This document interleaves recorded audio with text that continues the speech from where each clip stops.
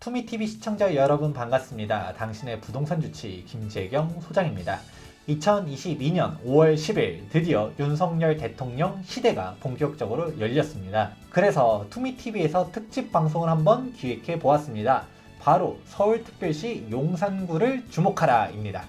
오늘 이 특집 방송을 같이 진행해 주실 전문가분 제 옆에 나와 계십니다. 안녕하세요. 안녕하세요. 투자 프론티어 민동범 컨설턴트입니다. 우리 민동범 컨설턴트님께서 용산에 대해서 한번 준비를 해보셨다라고 하는데, 대통령과 용산 어떤 상관관계가 있는가? 대통령 집무실이 청와대에서 용산으로 이전을 했습니다. 그러면 이 이슈에 대해서 보다 정확하게 설명을 부탁드리도록 하겠습니다. 대통령 집무실 이전이 과연 호재인가 악재인가에 대해서도 의견이 좀 분분하긴 한데요. 우선 악재라고 생각하시는 분들은 교통정체, 각종 건축 규제, 그리고 용산에 집중되는 집회 및 시위에 대해서 부정적으로 꼽으셨습니다.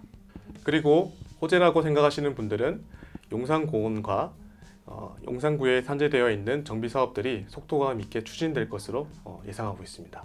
네, 이렇게 호재냐 악재냐 의견들이 분분한데, 우리 민동범 컨설턴트님께서는 실제로 용산 주민이기도 하시잖아요. 그 용산 지역 주민들은 이걸 호재로 받아들이고 있나요? 아니면 악재로 받아들이고 있나요? 저를 포함한 많은 주민분들은 호재라고 생각을 하고 계십니다.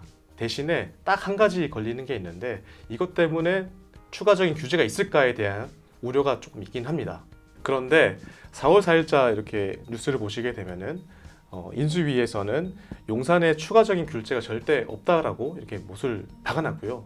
4월 28일 서울시 보도자료를 보시면은 용산 집무실 근처에 신용산 북측 1구역이 예전부터 재개발 사업이 진행되었는데, 제일 중요한 거는 지상 38층 규모로 재개발 사업 건축 심의가 통과되었는데요.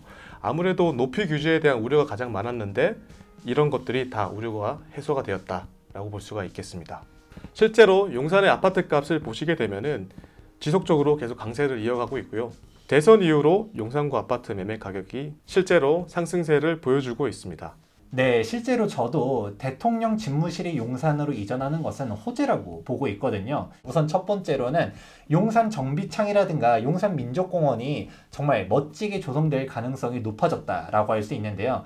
특히 용산 민족공원 같은 경우는 지속적으로 임대 아파트를 짓겠다 이런 말들이 정치권에서 오고 내리고 있었었는데, 대통령 집무실이 용산 국방부 청사 쪽으로 이전한 만큼 용산 민족공원 내에 임대 아파트가 들어설 가능성은 이제 없어졌다라고 말할 수가 있고요. 그리고 두 번째로는 대통령 집무실이 용산으로 이전하게 되었을 때 아무래도 대통령이 계속 용산 시내를 보게 될 거잖아요. 아직도 정비가 제대로 안 되어 있는 지역들이 정말 많이 있습니다. 이런 지역들의 정비가 가속화될 거라는 부분도 두 번째 포인트라고 할 수 있죠. 실제로 한번 지도를 보게 되면 대통령 집무실이 삼각지역 옆에 국방부 청사가 바로 이쪽에 위치하고 있잖아요. 네. 그러면 여기 한강로 일대라든가 서울역에서부터 내려오는 길, 여기 주변 일대가 사실 그렇게 정비가 썩 잘 되어 있지 않거든요. 맞습니다. 그런 부분들을 생각해 보게 되면 아무래도 눈에 자주 보이는 곳들이 정비될 가능성도 높다라는 게 두 번째 이유입니다. 이렇게 용산 일대 정비 사업이 보다 활성화될 수 있겠다라는 결론이 나올 수 있는데요.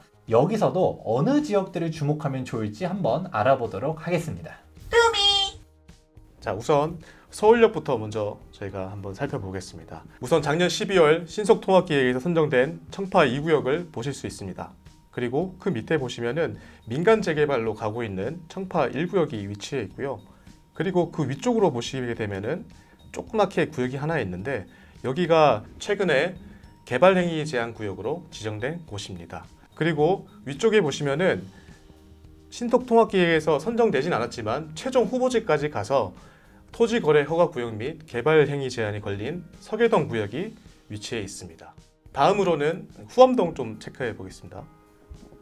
우선 후암동 크게 서후암동하고 동후암으로 나눌 수가 있는데요. 서후암 구역은 특별계획구역으로 지정되어 있고요. 여기는 정비사업으로 뭐가 가고 있는 건 아니지만 개발행위 제한이 걸려 있고, 적절한 정비 사업 모델이 정해지게 되면은 그걸로 맞춰서 진행될 수 있는 곳으로 아시면 되겠습니다.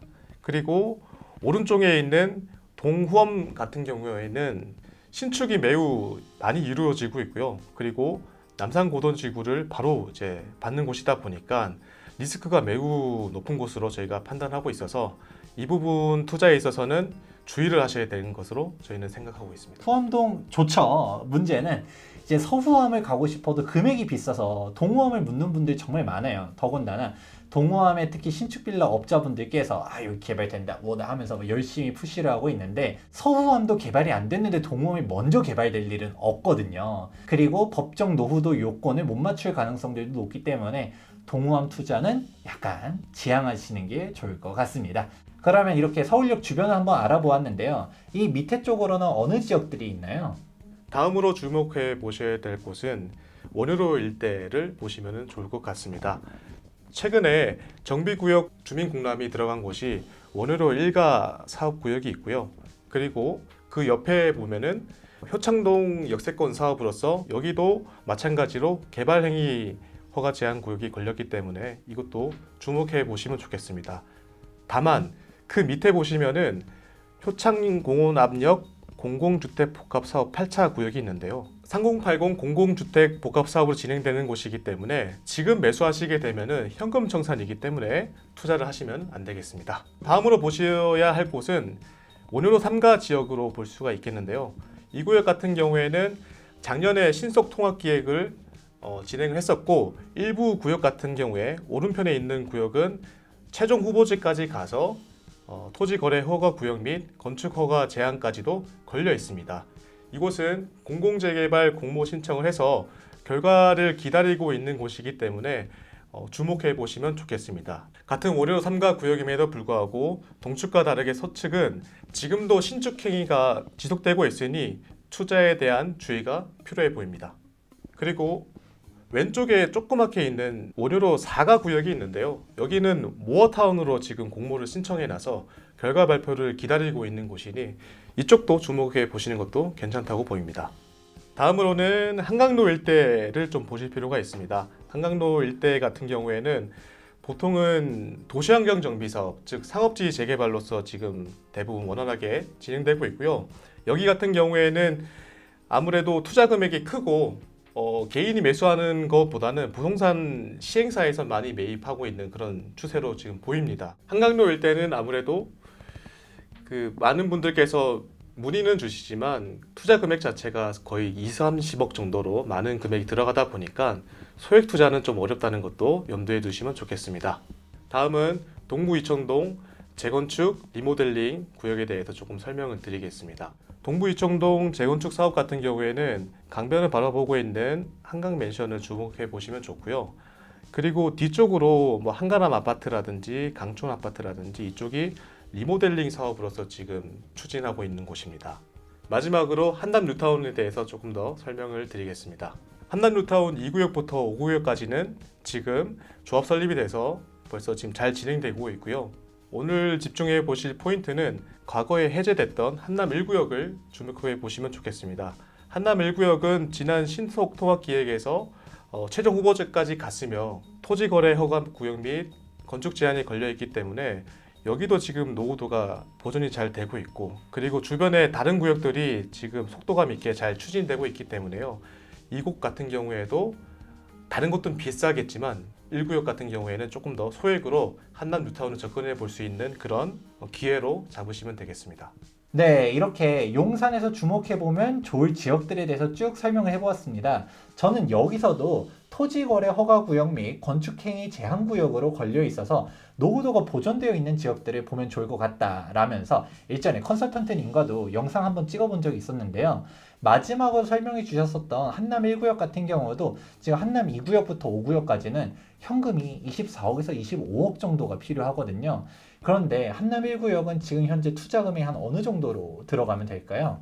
거기서 딱 10억을 빼시면 됩니다. 아, 10억을 빼면 되나요? 네. 10억 중반 정도로 들어갈 수 있다는 건데 이게 정비구역 예정지에서 뭔 10억 중반이야 라고 할 수 있겠지만 그래도 진짜 정비가 된다라고 했었을 때 그 미래 가치가 명확하게 있는 곳이기 때문에 어중간한 예정지 갈 바에는 이렇게 들어가 보는 게 좋을 것 같다라고 볼 수 있을 것 같아요. 한남 1구역은 예정지 중에서 너무 비싸잖아요. 그러면 앞서 설명한 지역들 중에서 투자 금액을 낮게 들어간다라고 하면 얼마부터도 가능한가요? 어느 정도 개발에 대한 가능성이 있는 곳들은 투자 금액이 최소한 7억 정도는 필요해 보이시고요. 대표적인 곳이 서계동, 청파동, 그리고 밑에 있는 원효로 1가 정도 보시면 좋겠습니다.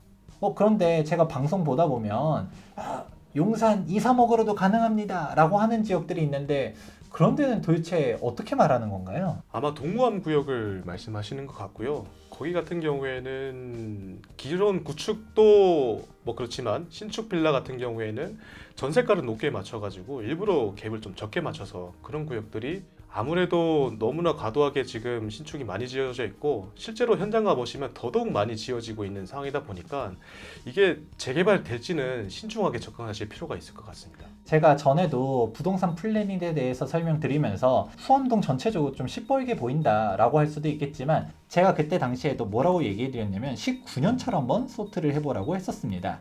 왜냐면 도정법상 죽었다 깨어나도 19년차 이하는 다들 신축으로 분류되기 때문인데요. 딱 이렇게만 본다 하더라도 어떤가요? 서후암이랑 동후암이랑 노후도 차이가 확연하게 보여지지 않나요? 이런 부분들 역시도 같이 고려해 보면서 실제로 용산 개발을 기대하면서 움직일 수 있는 것인지 아니면 단순히 중개만을 위하여 용산 개발 이슈를 얻는 것인지는 구분할 필요가 있습니다. 이와 비슷하게 주의할 점이 또 있는데요. 청파 2구역 주변에 새롭게 신축해서 분양하는 빌라를 가지고 여기를 가지고 있으면은 나중에 민원을 넣으면은 구역 경계가 넓어져서 들어갈 수도 있다라는 식으로 사실상의 사기 분양을 하는 경우가 많은데요. 이 부분도 구역 경계라는 건 정말 쉽게 이렇게 변경되는 게 아니다 보니까 이것도 분명하게 체크를 하셔야 되는 부분이고요. 마지막으로 용산에는 근생들이 정말 많은데요. 소위 말하는 근생 빌라 같은 것들이 굉장히 많습니다. 근데 이런 것들은 사실상 주거를 입증하는 것들이 굉장히 어렵기 때문에 입주권이 안 나올 수 있으니 투자에 있어서 주의하시기 바랍니다. 네, 해당 근생에 대한 입주권 관련해서는 일전에도 변호사님과 설명한 영상이 있으니까 참고해 보시면 좋을 것 같습니다. 네, 이번 시간에는 청와대 집무실 용산 이전과 함께 주변 정비 사업이 어떤 식으로 진행되고 있는지와 어떤 지역들을 주목하면 좋을지에 대해서 한번 쭉 정리를 해보았습니다. 여러분들이 용산 재개발 예정지에 들어가고 싶다 하더라도 어느 정도 가능성이 높은 지역들을 우선적으로 바라봐야지 노후도도 안 맞는 지역이라든가 정비사업 우선순위에서 밀려있는 지역들 같은 경우는 투자함에 있어서 주의하시길 바랍니다.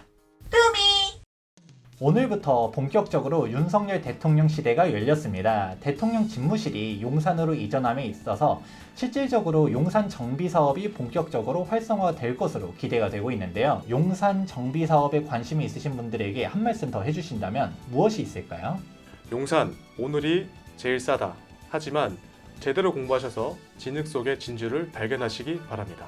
네, 오늘 영상이 도움되셨길 바라면서 보다 궁금한 사항이 있으신 분들은 여기 하단에 있는 연락처로 문의 주신다면 옆에 계신 민동범 컨설턴트님께서 친절하게 설명해 드리도록 하겠습니다. 오늘 영상 도움되셨다면 좋아요와 구독하기 눌러주시기 바라면서 지금까지 부동산 주치 김재윤 소장과 투자 프론티어 민동범 컨설턴트였습니다.